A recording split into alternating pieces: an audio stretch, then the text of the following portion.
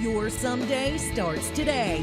It's time to explore and test the newest science, methods, and trends for creating a life you love with your host, Tanya MFK. Welcome to My Designed Life. Hi everyone, welcome to My Designed Life, where we bring you realistic ways to create your best life now and then test them to see what really works. I'm your host, Tanya MFK, and I'm so glad that you're here. We are here every other week, so make sure to click that follow and subscribe button to be notified when a new show is up. You can find us on Facebook, Instagram, YouTube, the My Designed Life podcast, and TanyaMFK.com.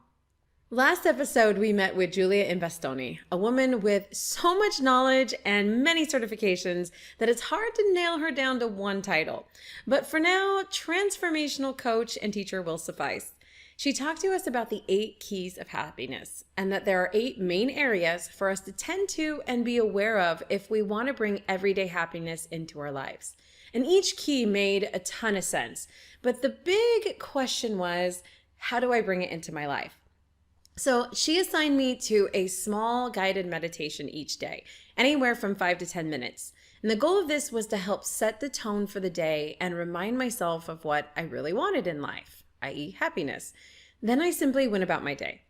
Then before bed, I needed to answer 8 journal questions. And honestly, these questions are everything. This is the fire. Each one covers each of the 8 keys of happiness, right? And gives you a moment to scan and reflect whether or not you are living each of those in your life. Not just in your life, but daily.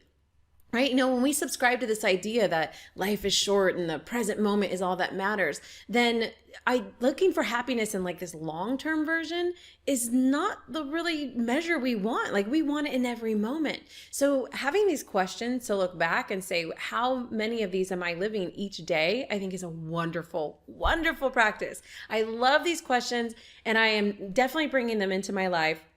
And I'm now dubbing them the daily happiness check-in.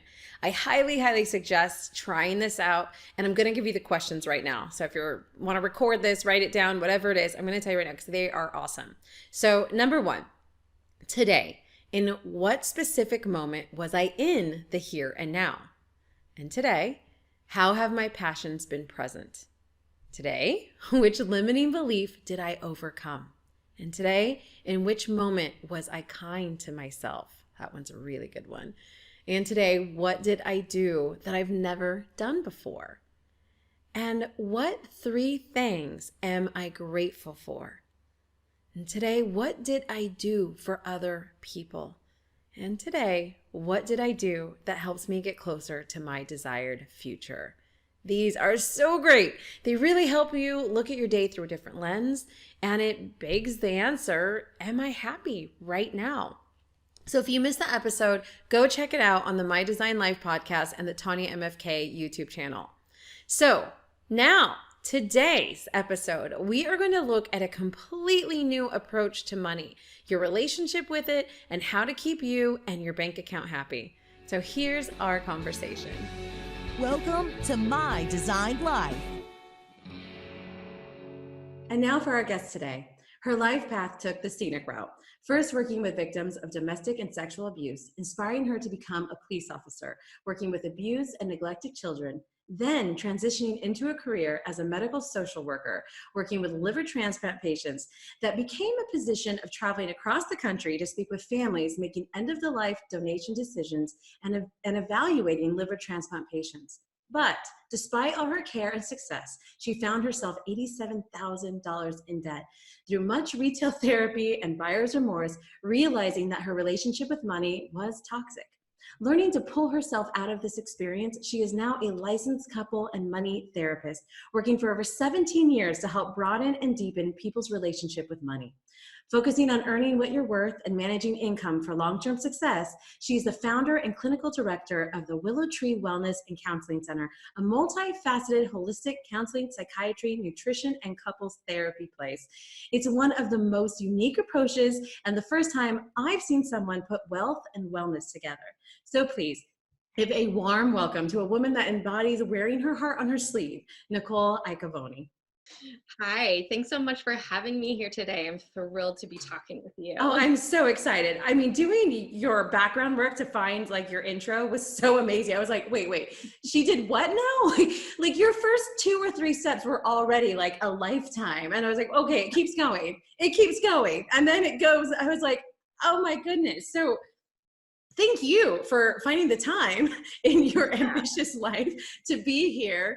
And I'm really excited, like of all these things, I mean, you could talk to us about a plethora of information. So it's funny to me actually that we're going to come into kind of talking about money, which is in a root of a lot of problems though, right? So please tell us a little kind of about what you do, your center does, and what you're into now on that long journey. Sure. Yeah. So as you described, I have this very long intro because I've had all of these pivots in my career path.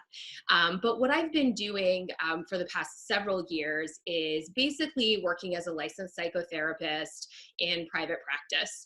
So I work with individuals and couples to, help alleviate some of the emotional and psychological problems that they're experiencing in their everyday lives. And I love that work. But as a result of growing my own private practice, I experienced my own financial crisis that really sort of opened my eyes to the fact that a lot of people think about money in really negative ways and they feel terrible about money, and I experienced that myself, and that sort of helped me gain awareness that this is a real problem in our society that nobody is really dealing with. I mean, we have financial advisors and financial planners and even financial coaches out there that are addressing like money management issues or helping people do a budget or helping people make investment decisions. Right. But those helping professionals really aren't diving into how people feel about money or the relationship that people have with money. Yes. And that's really the root of most of the issues when it comes to money. And as I experienced that financial crisis myself, what I really needed was a financial therapist to help me through that. And that didn't exist anywhere. And so Right, that's because what your created this background doesn't come from like, oh, and then she hit rock bottom, or lost her job, or something happened in the financial crisis. It was like if you look at it on paper, like she has amazing jobs, like she's doing great things. You're passionate work, like all the things I think most people think. If I get there, everything will be okay. And you were really that kind of poster child right now. Like that's not how it works. It's actually right. so much deeper than that, right? Exactly. And when I first went into business, we were not living in poverty by any means. I mean, we had steady income. My husband and I both have master's degrees. I mean, we were not living below the poverty line by any means. Right. But still, we were sort of living paycheck to paycheck like 50% of Americans do. Right. And I heard it's actually 80% now. Really? Yeah. That's a recent report from ridiculous. like last year, it was 80%. Yeah. Yeah, and that's not people living below the poverty line. That is people making $50,000 to $100,000 a year that are still living paycheck to paycheck. Yeah. But then investing in my business to try and get it off the ground and expanding into that full wellness center by moving into a larger building and adding furniture and hiring employees, that took a lot of financial investment. Of course. And that's where I found myself with that $87,000 of debt, because that's what it took to get my business off the ground, and the student loans that we were still carrying from getting our education. That's a whole other topic. Yeah, right. And that's where a lot of people are, right? They are drowning in debt, and not because they're irresponsible with money necessarily, but because, we aren't taught how to make good financial decisions. We aren't taught how to view our money in a positive way or in a healthy way. I mean, we sort of look to our parents for guidance on that, or like the one class that we might have had in high school that teaches how to balance a checkbook, and that's pretty much all we get. Yeah. And so, and of course the outside influence, which if you look at kind of what's going on outside, and even before social media, right? So you had like in high school, it was the friend with the nice jeans, or those things that you looked, or things you saw at the mall. And that was enough and hard, I think, for us youngins at the time. But now with social media, everyone's putting their best foot forward. And so we see it, we're just like, wow, everyone's living this great lavish life. When in reality, we have people on Instagram. I don't know if you saw that there's actually a business that exists for people to pay to sit in like a broken, it's not even a full airplane, but like a private jet, but it's actually just the seat. and it gets a picture of them. So they look like they're like flying in this private jet. So you're like, oh my gosh, she has this amazing life. And you're like, actually, she spent $3,000 to sit in a chair for 5 minutes. So yeah, and it's all fake. Well, and you know, people in business too, we look to other people in business as role models, and we see things all over the place. Like, well, this person had a $200,000 launch. I'm like, oh my gosh, like, why can't I do that? I must totally suck at business, or I have nothing of value to offer to people, or this is going to take me the rest of my life to make any money because I'm not getting that sort of success. But what those people aren't telling you is that they spent $250,000 in Facebook ads, right? So they're $50,000 in the hole, you know? And so you're right. I mean, I could go on a tangent about consumerism and neuromarketing. Neuromarketing is basically, these researchers will work with advertisement companies and they will do MRI scans of the brain. Ooh. And they will show people these advertisements to see on the MRI scan which parts of the brain will light up, which gives them information about what will motivate us to buy their products. So these advertisements are engineered to directly appeal to our pleasure sensors in our brain and manipulate our buying habits. Wow. Isn't that terrifying? Like the depths of engineered. Like, I feel like some people know, like, oh, they're just trying to get you to buy your stuff. But like, that's deeper than I knew. Like, we hear color psychology, shape psychology, these things that are really like, that's intense. Wow. Yeah. Yeah. And so this is what we're coming up against, right? Yeah. I mean, we have a lot of factors that are playing into why we have these psychological and emotional barriers keeping us from being successful with our money or having a positive, healthy relationship with our money. Yeah. But if we have awareness and education about that, then we can do something to change. Right. So that's what I was going to say. So we have so much like technology and effort and all of these things coming around us to get us to buy. But like you said, we weren't taught this in high school. We weren't taught some sort of emotional class. No one asked you like, hey, have you ever thought about like what you think about money, or maybe the ideas you have now, where they came from, or, you know, what your parents do affect what you're doing? Like, of course not. No one talks about that. No one talks about that. And most families don't talk about that. Mm-hmm, you're right. And because so many people have really complicated feelings about money, it's sort of a topic that's put off the table. Yeah. Because nobody wants to sort of air their dirty money laundry to other people, because that brings up a lot of embarrassment or guilt or shame. And who wants to feel these icky feelings and share them with other people? I have to say, I had a friend, speaking of icky feelings, I had a friend once who, I don't know what led her to feel that she had to say this, but she was like, I just wanted to let you know, like, we've been friends for a while. And she's like, so I'm a trust fund baby. And like, so she actually had money, and that was her dirty secret. And because she wanted to be seen that like, look, I do things on my own. She worked really hard. She was also very comfortable all the time, but she worked really hard. And you could see there was that own psychology behind it. So it's not just, oh, your dirty secret because you don't have money, right? It's like, it comes from all facets, people. Like, it comes from everywhere. So absolutely.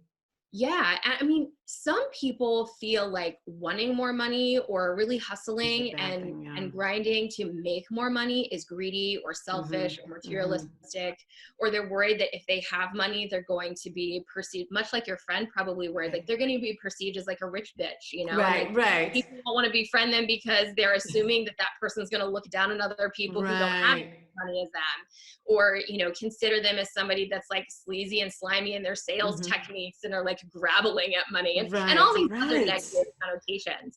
But the other problem, and one of the things that keeps us from talking about money or addressing the feelings we have about it, is that as a society, we really pathologize feelings. You know, so if you're feeling anxious, afraid, ashamed, overwhelmed, what do we label that person as? We label them as mentally ill. We label them as weak. We label them as being irrational, right? And who wants to be labeled like that? So we just don't talk about it. We don't put that stuff out there so that we won't get the label and then feel worse. And we don't see anyone else talking about it. So then it's like, well, this must be the way it works, because nobody's doing that, but we're all doing it because we're afraid and don't know. Nobody has the tools. Absolutely. And so then all of this is applied to the way that we think about money and the way that we feel about money. And, as a licensed psychotherapist, my education and training is really grounded in science and research and evidence-based practice. And so the work that I do with people as a financial therapist in helping them to identify what is coming up for them related to money and really deepening their relationship with money is rooted in this evidence-based practice stuff. It's not like all fluff and, I love it. Like I always point out the fact here. I'm like, look, guys, I know some of this, like sometimes we have guests here where things kind of sound a little woo-woo, but I'm like, let's pull out the science in this. And so absolutely, like I think we've all seen at some place like manifesting your dream money, or of course like The Secret, right? The Secret like just skewed everything whenever that came out 10 years ago. So everyone's like, all I have to do is think about it and then it's just going to appear. And so this is evidence-based, science-based type of thing that you're about to hear, everyone. It's a process. Just like if you go see a therapist for relationship issues, or if you go see a therapist for depression and anxiety, like it's not a once and done sort of thing. It's not a rub a crystal and now it's all taken care of kind of situation. Yeah, and it's an ongoing, lifelong thing that is evolving, that you're always going to be tending to and working on, just like your physical health, your mental health, and your emotional health. The health or your financial fitness health is something that you're going to be tending to on an ongoing basis. So one of the things to keep in mind as we're thinking about how we feel about money is that our feelings stem from our thoughts. So cognitive behavioral therapy is one modality that I often use in my practice. And the whole premise behind that is that our thoughts influence our feelings and our feelings influence our behaviors. Right. So this is where I sort of disagree with the tendency to start with money management, because that's going straight to step 3 in how we behave with money. But if we aren't thinking about how we feel about money, or how we're thinking about money, which is really the root cause of what's motivating us to behave in certain ways with money, then we're not really addressing the underlying problem of what's going wrong in our financial lives. And so that's where I start, is taking a look at how someone is thinking and feeling about money and how that influences their behavior. So we can get to the root of that and shift that mindset a little bit, so it's not going to undermine the behaviors once they start to learn how to manage their money in different ways. Right. So anyone here, if you're like, okay, well, what are my financial thoughts, or how does my relationship with it? I think an easy way, for some reason, I think the easy way always to explain something is when we deal with like weight management or food, right? So if you're having, issues, you're wanting to lose weight, let's say that's the situation, you're coming to a trainer and they're saying, okay, so the first thing is you're going to eat, perfectly healthy. These are the meals you're going to have. You only have this.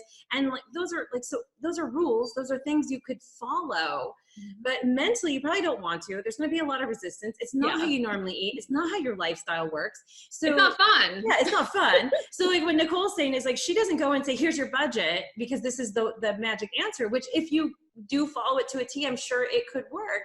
But what's going to keep it from working isn't that the numbers didn't work. It's that the way that you're used to dealing with money, the way that you may see certain things as a reward, certain things as a punishment, the way that you see, things that are have to's or not have to's, wants and needs, right? In your money, that has to be fixed before you follow any sort of budget. Like there's groundwork before you get to the numbers. Right? Totally. Yes. And I'm not saying that money management isn't important. Hands down, have to look at behavior. Absolutely. Yeah. And that's one of the things that I teach as well. We spend a lot of time working on spending plans, which I call budget spending plans, by the way, because that sounds a lot more exciting. Yeah.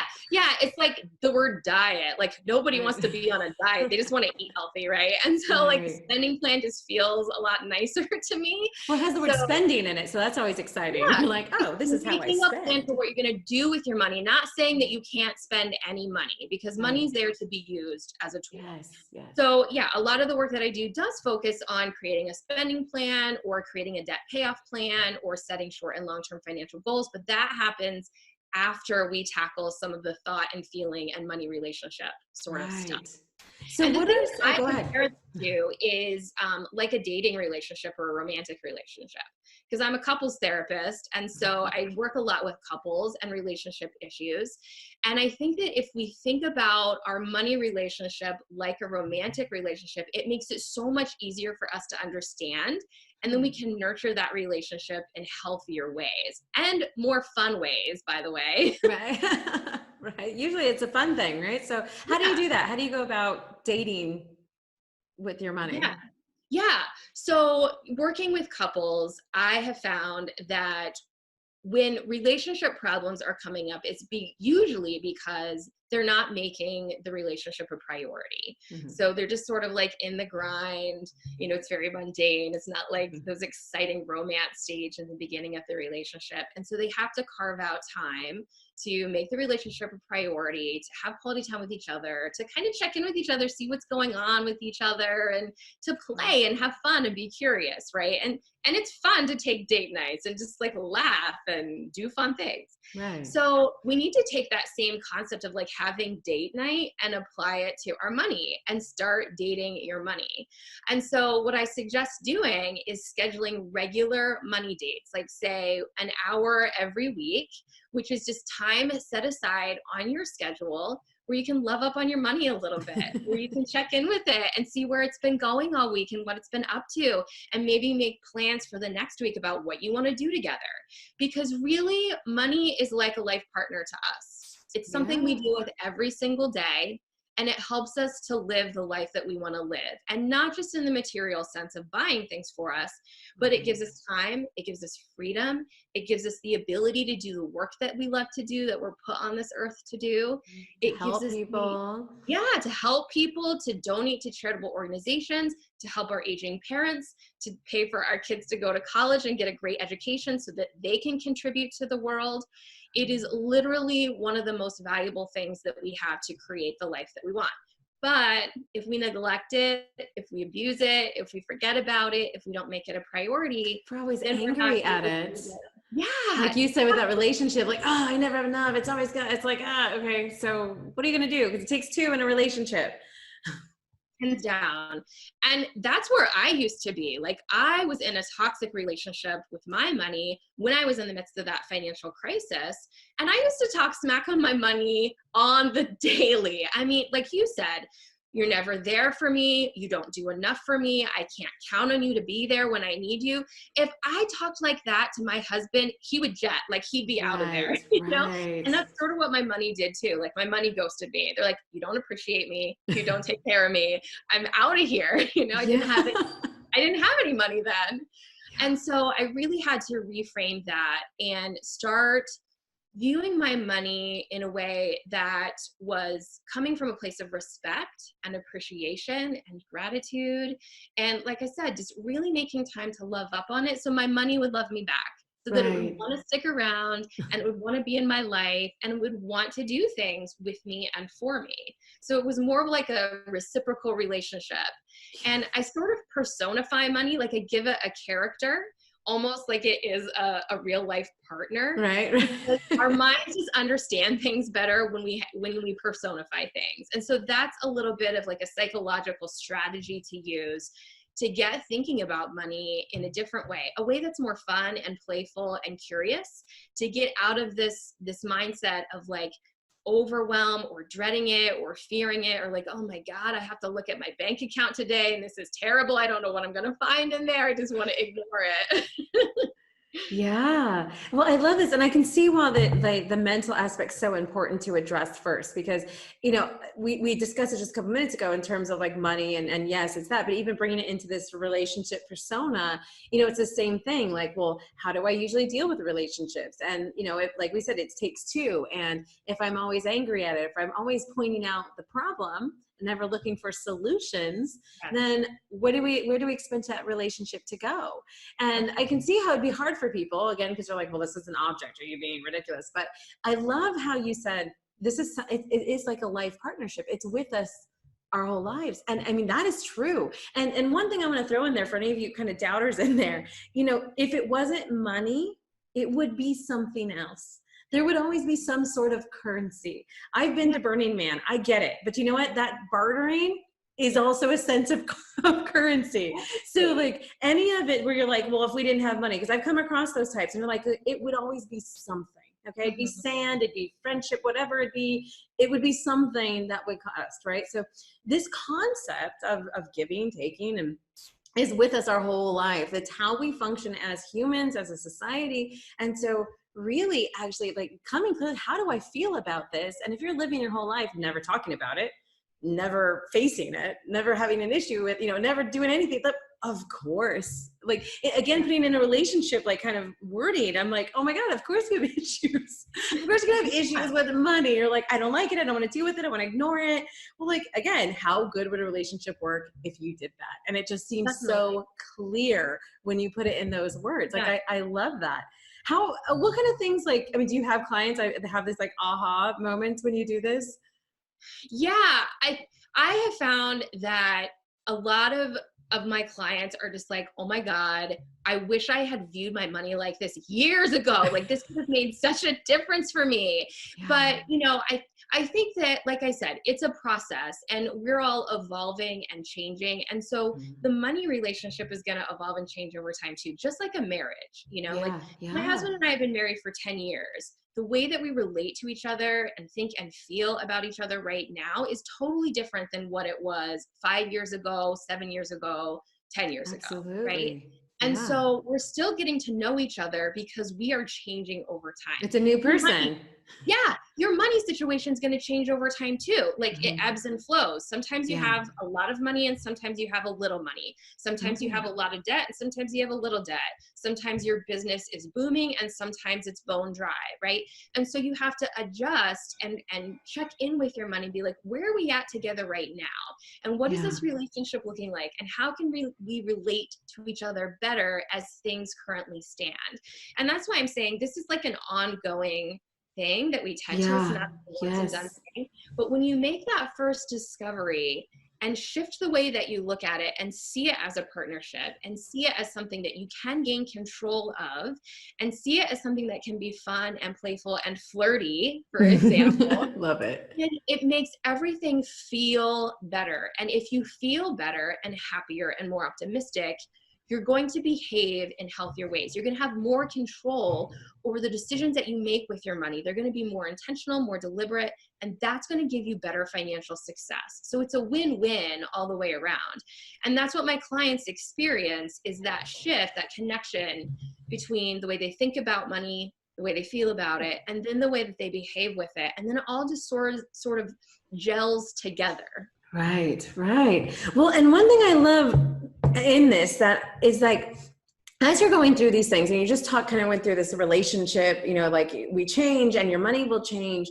One thing that's really clear to me as you're saying this is it's completely different than someone who's maybe on top of their bills. Like you might go, well, okay, well, I know I'm not a mess. Like my bills are paid on time and like I'm doing that. This is way beyond that. This is, like you said, like, how are you doing? Where are we? Where do we want to go? Because the paying the bills, maybe you have no late, let's say you have no late bills, you're doing great, you have no debt because of that. But it doesn't mean that you know where you want to go, what your future plans could hold. This is how you get also in that paycheck to paycheck, right? You're like, well, yeah, I have enough money, everything's paid, and now I wait till next paycheck. And that's it, right? So it's so different than just being a good steward of your bills. Like that's a good start to go strong. Yeah. But there's a whole other step about really checking in, like you said, and how are we, where are we? And I know for ourselves, coming through our lives, there was the survival mode where all we could do was pay the bills, and that was it. We were like, we got food and we're good and we're not in debt. And then as times progress, it's like, we're looking at investments and you're buying these things and it's a whole different thing. And what do I want to do with our money now? And you get into a different level, and that can be dangerous as well. Because what you perceive as normal, like what needed or necessary, you're like, wait, we used to get by on nothing. And now like the house cleaners is a necessity. And and there's nothing wrong with that, but you can easily fall into necessities. And I'm a big believer about, like, if we're not clear about what we want, this goes for life in general, if we're not clear about what we want, we will fall into default of what everyone else wants around us. Absolutely. So, you may go like, oh, someone's going on a trip, and you're like, oh, I could go on that trip. And then someone's doing this. You're like, I could do that. And you can.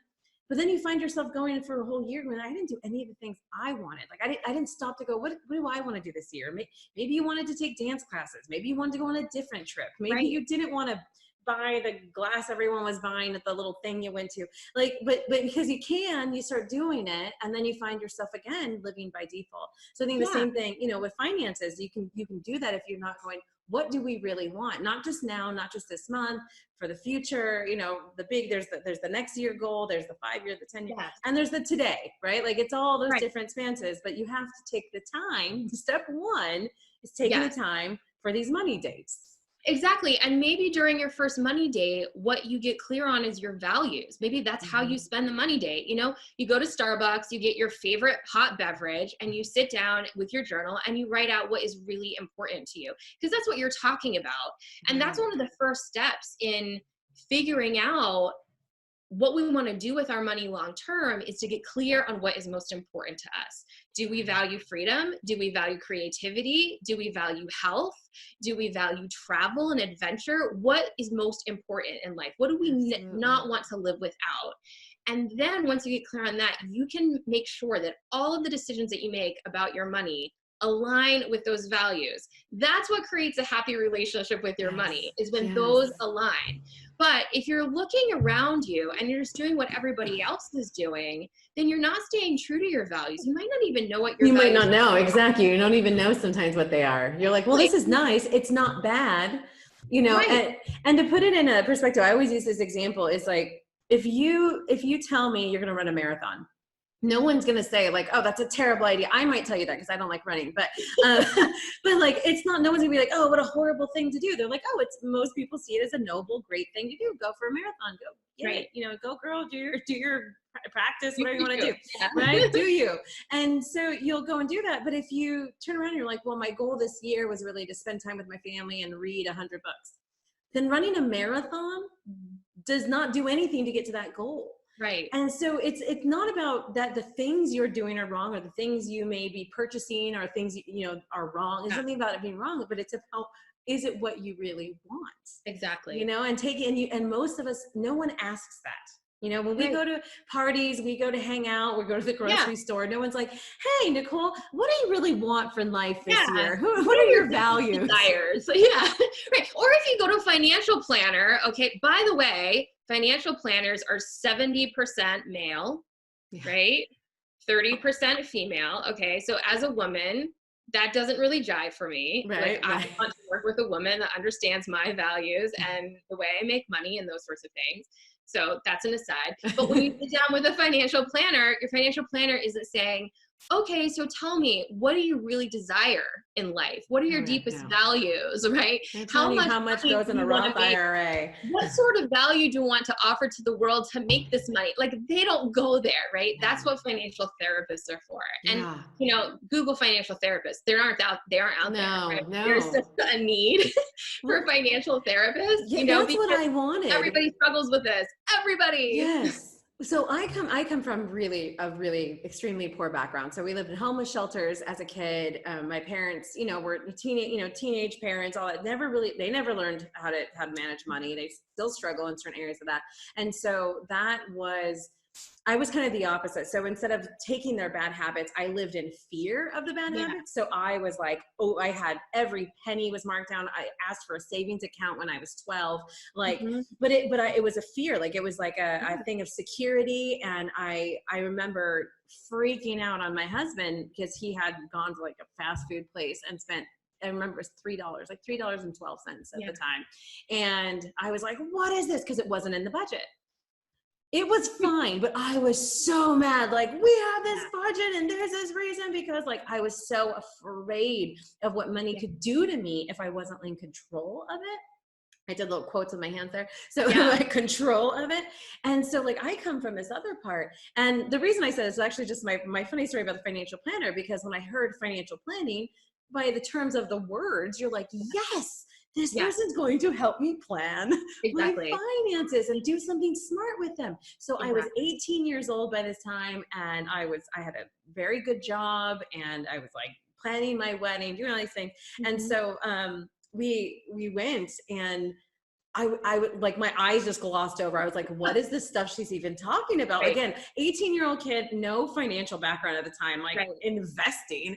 I just want to know how to pay my bills and not get into debt. Funds and blah, blah, blah, blah, I blah. was like, Roth IRA, I'm paying $6,000, or back then it was $3,000. $3,000 for what? What? Yeah. I want to know how to pay my bills. Like my first credit card, I was so terrified because I only knew that credit card debt was a thing. I didn't know how, and I didn't understand how it worked.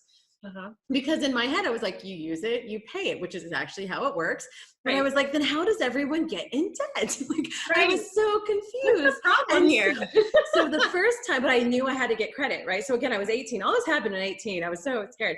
So I remember my first credit card, Citibank sent it to me. And because they'll send you all kinds of credit cards when you're a kid. Oh, yeah. And so they sent it to me. I swiped it. I spent $60. I totally remember this.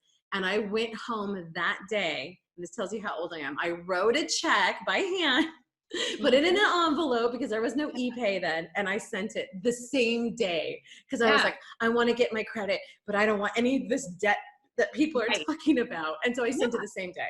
I was terrified.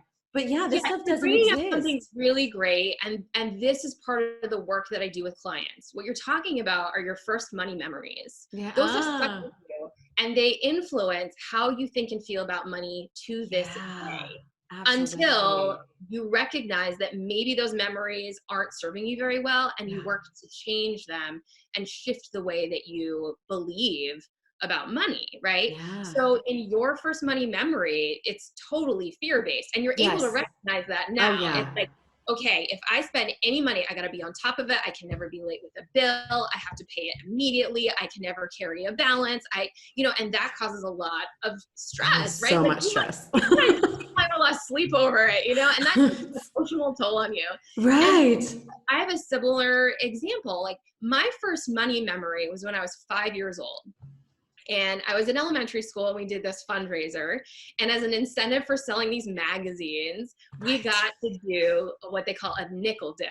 And so they had these huge buckets full of nickels.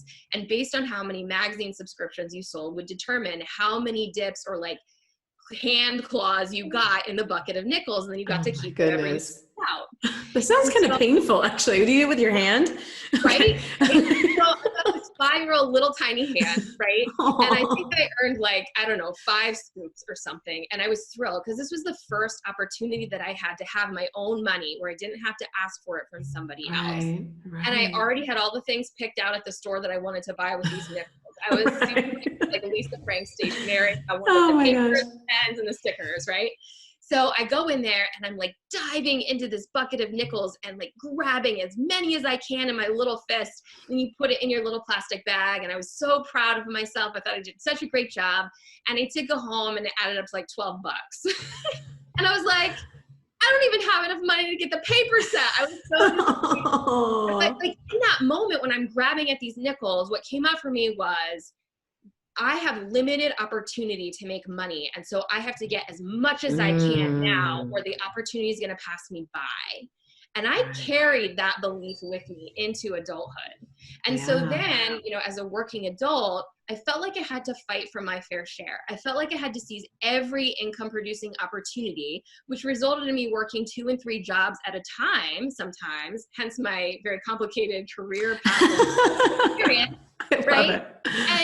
And that it totally colored my perspective of money. It wasn't healthy. It was totally toxic to feel like I had to grapple at money, that I couldn't say no, that I had to work my tail off to get ahead in life, when in reality, it's really not like that. But because that belief formed, what happens when beliefs form, this is a little psychology tidbit, is we are constantly scanning our environment, looking for evidence to support that belief, and ignoring any evidence that contradicts it. If you paid attention to the evidence that contradicts the belief, you'd have to change the belief, right? Yeah. And so we create these unhealthy, toxic stories about money, and we never challenge them because we're not even paying attention to what those beliefs look like. Yeah, we don't even notice that they're forming, really. Exactly. And then that influences the way that we behave with money, which also becomes toxic. And until we gain awareness about those memories about money and how they're influencing our beliefs and whether or not those are really serving us well, we can't do anything to change them. And so that's where this work is really important, is it digs in there into like what's influencing the way that we look at money right now? And is that helping us to make good choices and to be financially responsible and to get ahead and live out our deepest values and desires? Or is that standing in the way of us doing that? And what do we need to change so that we can get there?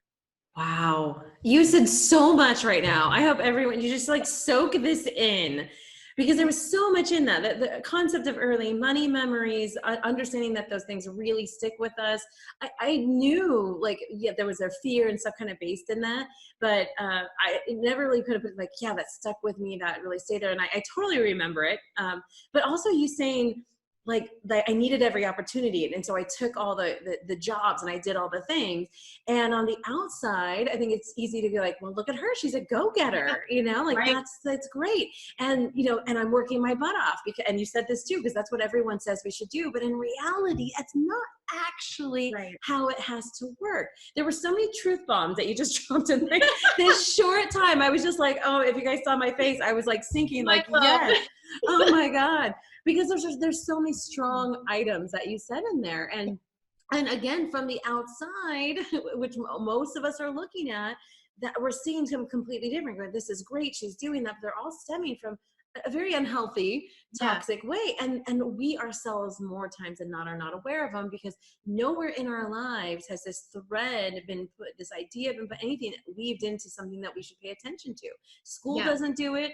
Parents don't do it. You know, again, society as a whole doesn't do it. We see in movies, you know, we avoid the topic of money. Everywhere it is. It's just not a thing. Like, hey, how you doing? Oh, I'm doing great. Nice to meet you. How's your portfolio? Like, we don't talk. We don't. How much money you making? How are you doing? That'd be like, oh, how dare you ask that? Like, that'd be done in a second, right? And so so all of that, it was so amazing. And I just like revel in it for a second. And I know for myself, from that fear, you know, I came into a very similar, which I didn't even necessarily completely click until you started telling your story. I was like, you know, I did all the jobs, took all the opportunities, overextend yourself, because you see it as an opportunity. You see it as like a good thing, but it's also, there's this fear base, like I got to do it all. So it's okay. For me, it was security. For me, growing up without a roof over my head, it was like, if I don't, it could all go away. And so that was, you know, really my thing of taking it on, doing it all, and then overextending yourself, burning yourself out, you know, going from those places. And then it wasn't until, guys, I've been doing this kind of inner work and business, you know, since 2005, I haven't had to work in an office, right? So most people are like, oh my gosh, like, it was a great life. But it's been rough. But, you know, I have worked for myself for that long. So that was in 2005. 2018, not that long ago. If you're just listening to this is 2019 right now, guys. So not that long ago, I just realized I had been living in scarcity mindset all this time. Even when I had money, my mind was always like, what if it goes away? So I gotta have this planned out, and I gotta have this done, and like, it was exhausting. It was exhausting always being in this, like, nothing's enough. And it wasn't like Ebenezer Scrooge kind of thing where I was like, I need more money. But it was like, it was this, like, it didn't matter how much I had. You know, $100, $1 million, didn't matter. I was going to go, it's going to go away. So it wasn't that I don't have enough. It was like that it's going to go away. There's something, there's not enough foundation or security. And when I finally recognized that, and I really practiced, again, this is just, you know, a year and a half ago or so, just practice like abundance mindset, right? Which really just shifting where these thoughts are coming from. And I started just putting money into things, like investing into things. And I mean, my own self, my own work, getting a life coach, these things, that money came back tenfold. Totally. Yes. And not in a woo-woo thing. It was just like, the relationship changed, right? Like exactly what you're saying. You started loving up on your money. You appreciated it. You expressed gratitude for it. You valued it. You took time for it, right? Yeah. And when you love up on your money, it loves you back. You've heard me, I'm going to say this like a million times, so it's thick, because that's the way it works. The relationship with your money has to be reciprocal.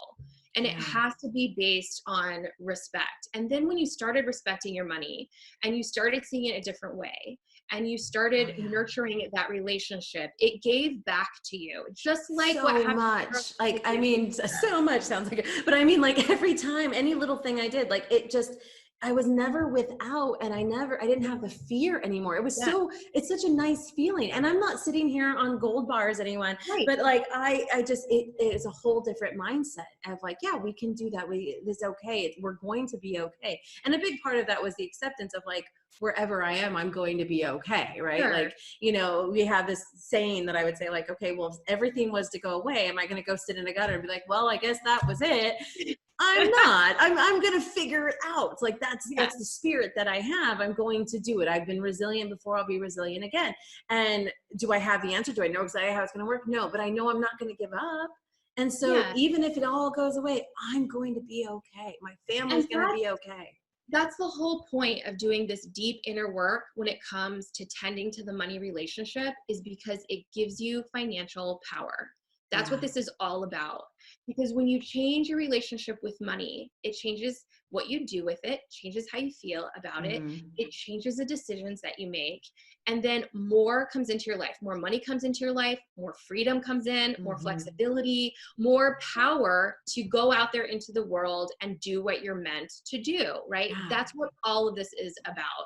And that's why I do this work. Like, I am on this mission to empower everybody, one person at a time if I have to start talking about money, to start getting in touch with their feelings about it, to start dating their money and schedule these money dates so that they can feel differently about it and reclaim that financial power so that they can have the lives that they want and live in alignment with their values. Because like you were saying, I mean, you're just this feeling of fear or lack of security, and feeling like you had to be constantly tending to your money all the time. That probably wasn't living in alignment with your values. Working 3 jobs wasn't living in alignment with my values. It was freaking miserable all the time. And not because I was tired from working 3 jobs, but because one of my greatest values in life is freedom. Right. I was not free. I was not free working 3 jobs for other people. Right. So it didn't matter how much money I was making from those jobs. I wasn't happy because I wasn't behaving in alignment with my values. Right. Yeah. And for me with the scarcity, it didn't actually matter how much money I actually had. It was still that mindset. It was still like, oh my gosh, I'm so scared. What if it all goes away? Absolutely. Now, if security was your top value, then maybe you would have felt okay with that, because you were tending to your money relationship in a way where you could monitor it and keep an eye on it and you could track it. And that would lead to that feeling of security. And that would feel very good to you if security was the thing you valued most. Yeah. And that's the thing. I think it wasn't anymore, because I was like, well, I've been okay with this, but I was still in that mindset and that action.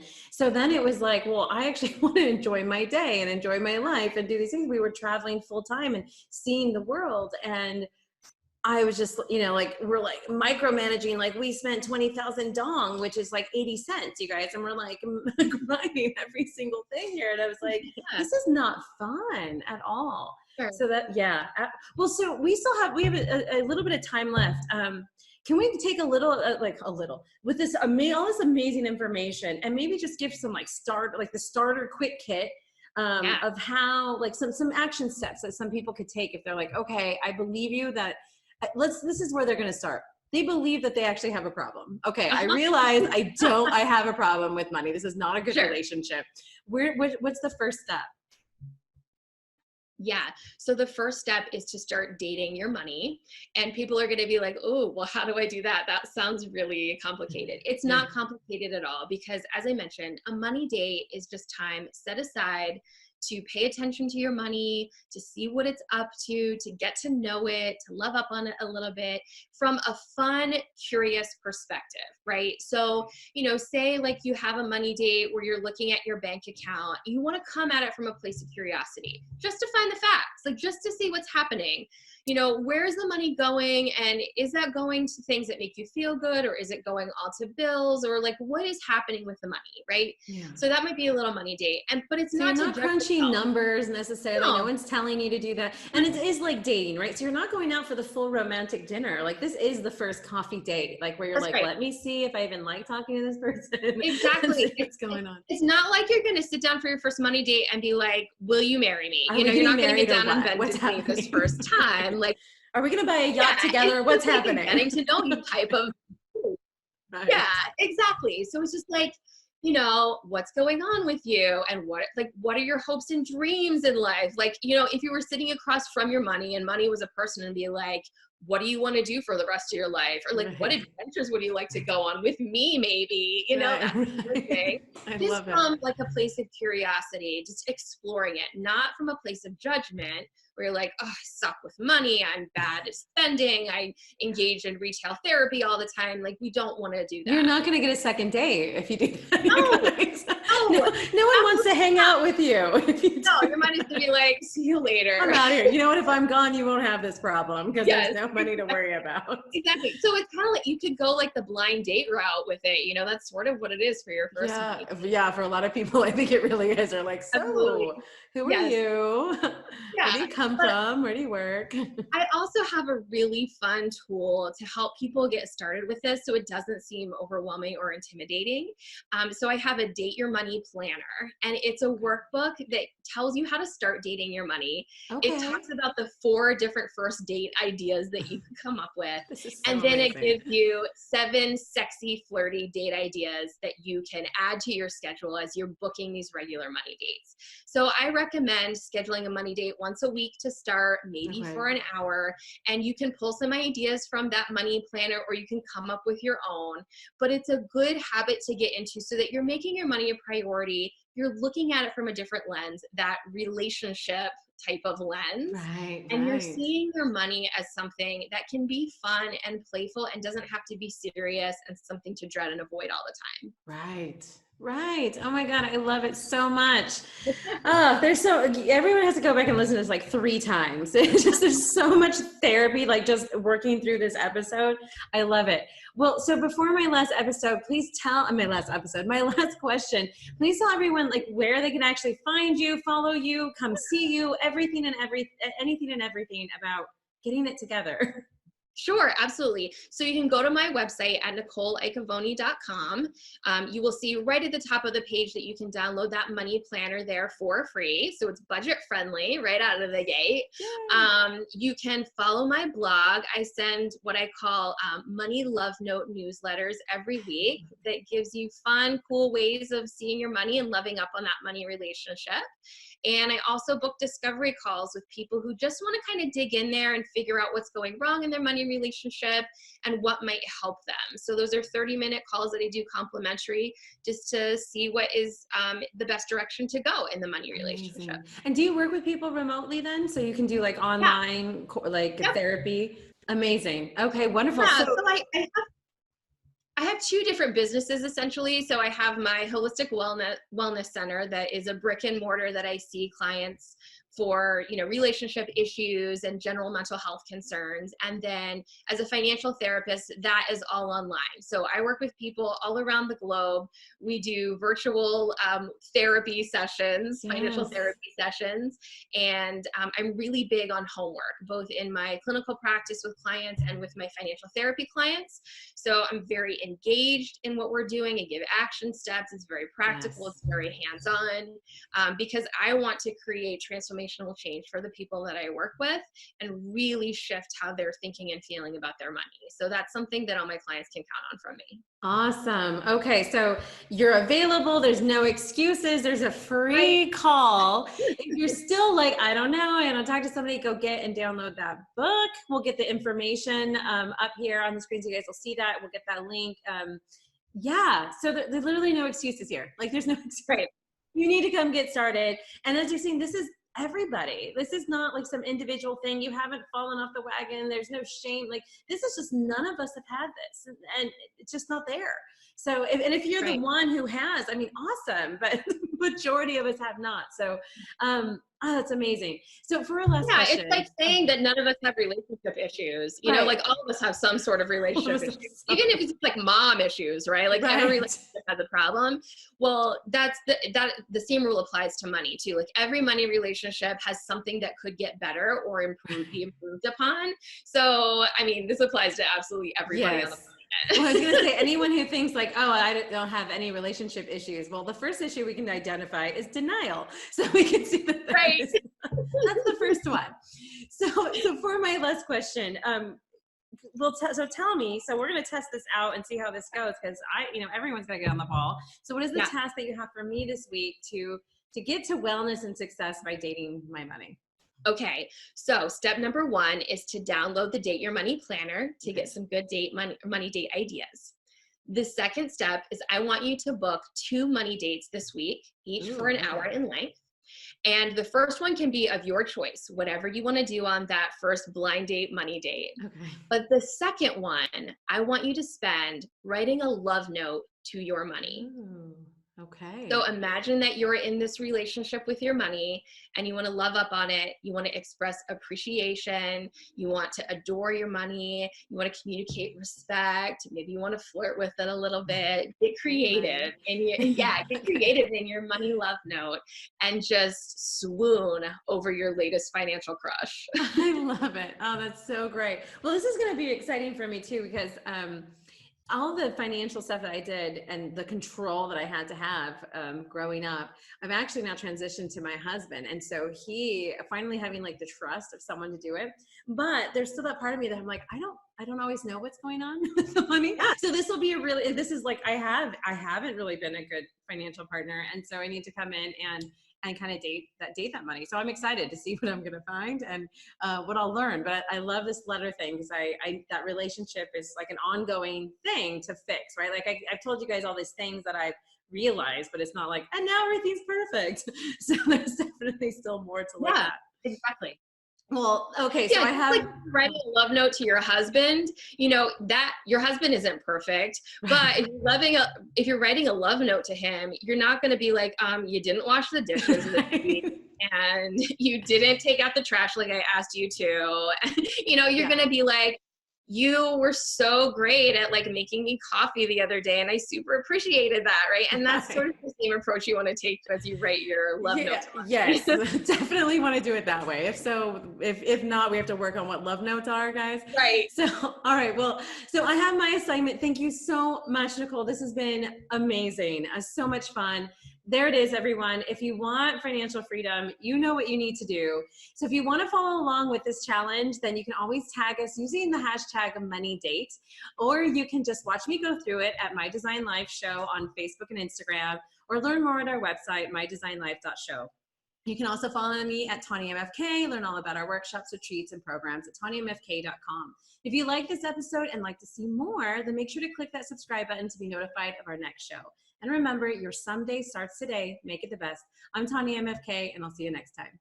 Thank you for joining us at My Design Life. Catch us every other Monday at 3 p.m. EST. Follow us at Tanya MFK, My Design Life Show, United Intentions Foundation, and UI Media Network. Do you have methods, tips, or hacks to live your best life? Be a guest on our show. Contact us at mydesignlife.show to submit an application.